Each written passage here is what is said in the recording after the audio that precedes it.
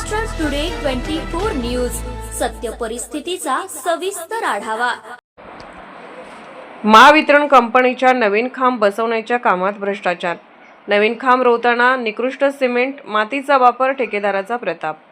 सिरोंचा तालुक्यातील पोचमपल्ली गावात महावितरण अंतर्गत सुरू असलेल्या वीज खांब उभारणीच्या कामाबाबत गंभीर तक्रार समोर आली आहे।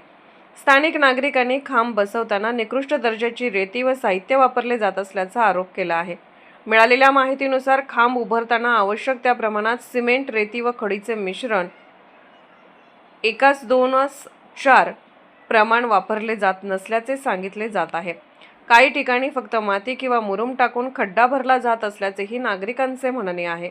यामुळे भविष्यात खांब कलण्याची किंवा पडण्याची शक्यता निर्माण होऊन अपघाताचा धोका वाढू शकतो। ग्रामीण भागात वीज पुरवठा सुरळीत राहण्यासाठी मजबूत पायाभूत सुविधा आवश्यक असताना संबंधित ठेकेदाराकडून कामात हलगर्जीपणा होत असल्याची चर्चा गावात सुरू आहे। नागरिकांनी या कामाची तात्काळ चौकशी करून दोषींवर कारवाई करावी अशी मागणी प्रशासनाकडे केली आहे। स्थानिक ग्रामस्थांनी संबंधित अधिकाऱ्यांनी प्रत्यक्ष पाहणी करून योग्य दर्जाचे साहित्य वापरूनच काम पूर्ण करावे अशी मागणी केली आहे। महाराष्ट्र टुडे मराठीसाठी ब्युरो रिपोर्ट आनंद आशा, सिरोंचा गडचिरोली।